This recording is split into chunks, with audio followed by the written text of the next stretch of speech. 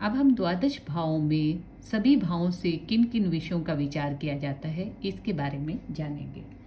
इससे पहले हमने सभी भावों की संज्ञा के बारे में, सभी भावों के कारक ग्रहों के बारे में, ग्रहों की अवस्था, ग्रहों की मूल त्रिकोण राशि, ग्रहों के उच्च और नीच और द्वादश भावों के सामूहिक नाम और ग्रहों की आपसी मैत्री के बारे में पढ़ा।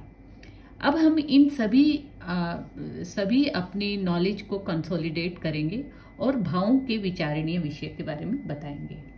किसी भी कुंडली में फल को बताने के लिए हम भाव में स्थित राशि और ग्रह स्थिति को देखते हुए फल का वर्णन करते हैं। कुंडली में कुल 12 भाव होते हैं और इन्हीं भावों से भिन्न भिन्न विचार किया जाता है। किसी भाव को शुभ माना जाता है, किसी भाव को अशुभ माना जाता है। जातक अलंकार में जन्म लगन को अर्थात प्रथम भाव को सबसे महत्वपूर्ण बताया गया है कि यदि प्रथम भाव उत्तम स्थिति में हो तो बहुत सारी समस्याओं का निदान हो जाता है। प्रथम भाव शरीर है। मनुष्य को कर्म या फलों का भोग प्राप्त करने वाला प्राणी कहा गया है। जिस प्रकार किसी अच्छी वस्तु को खराब पात्र में रखने से वह वस्तु भी खराब हो जाती है, ठीक उसी प्रकार कुंडली में प्रथम भाव को प्रमुखता दी गई है।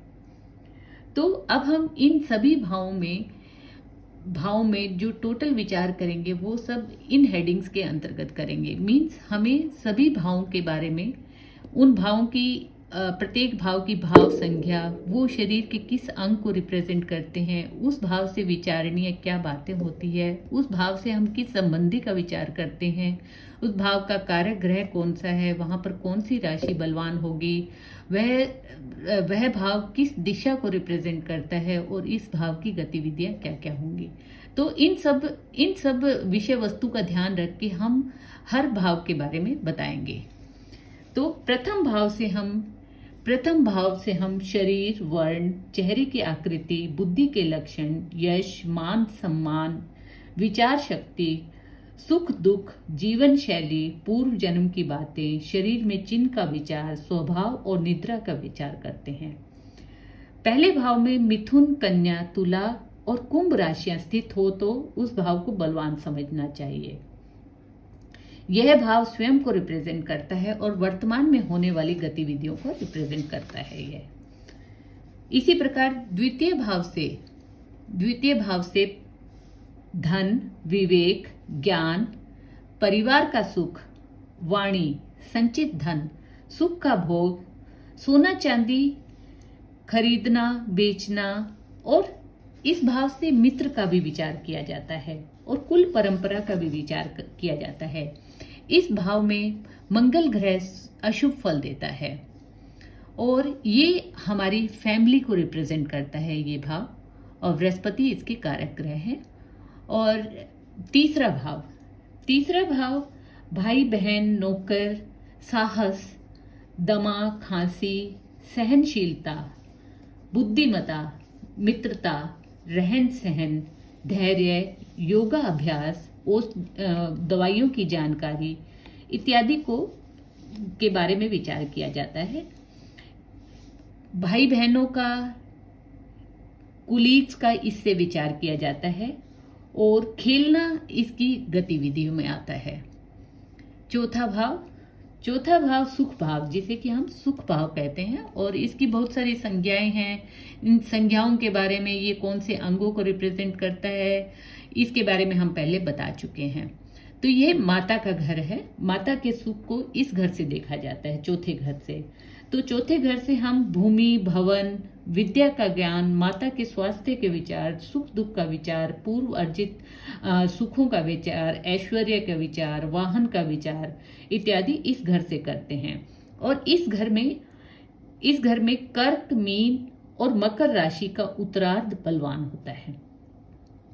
पंचम भाव जिसको कि हम संतान का भाव भी कहते हैं, इस भाव से बुद्धि, संतान, विवेक, ज्ञान, देवताओं की शक्ति, विद्या, शास्त्रों का ज्ञान, लॉटरी, योग्यता, बोलने की चतुराई, लिखने की शैली आदि का इस पंचम भाव से विचार किया जाता है। रोमांस का विचार भी इसी से किया जाता है, इसी भाव से किया जाता है। छठा भाव, छठा भाव रोग, ऋण और शत्रु का है। इसी भाव से कोई नुकसान है, चोरी का भय है, हानि है, अच्छे लोगों से मनमुटाव होना और धोखा होना है, इन सब का विचार इसी भाव से किया जाता है। यह भाव हमारे दूर के रिश्तेदारों का भाव है, जैसे कि मामा, चाचा, मौसी, बुआ इत्यादि।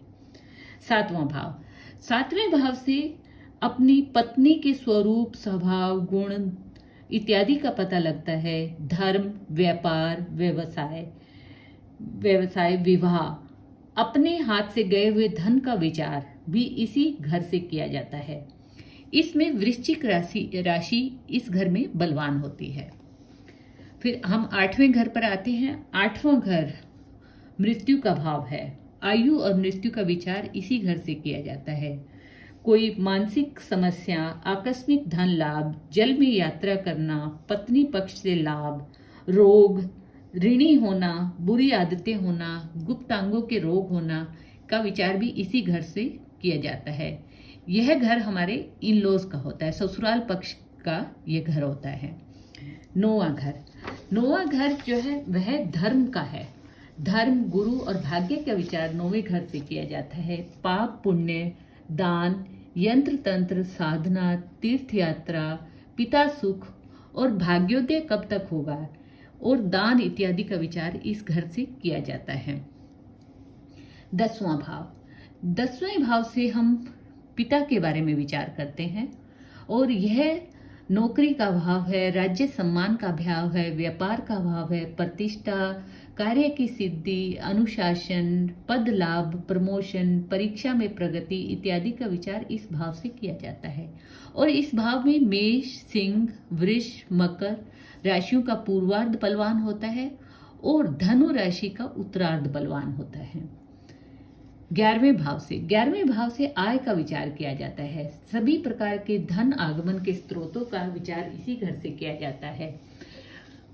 बड़े भाई, समाज में श्रेष्ठता, मोटर गाड़ी इत्यादि का लाभ, प्रॉपर्टी के योग, मांगलिक कार्य और आकस्मिक लाभ का विचार भी इसी घर से किया जाता है।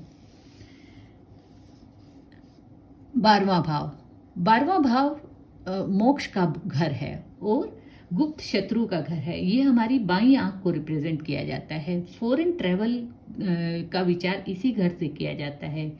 कोई गुप्त शत्रु हो, जेल यात्रा हो, अधिक खर्चा हो, हॉस्पिटल में खर्च हो, मुकदमा हो इत्यादि विषयों का इस घर से विचार किया जाता है। सपने देखना या या फिर कम नींद आना, यह भी इस घर से ही विचार किया जाता है।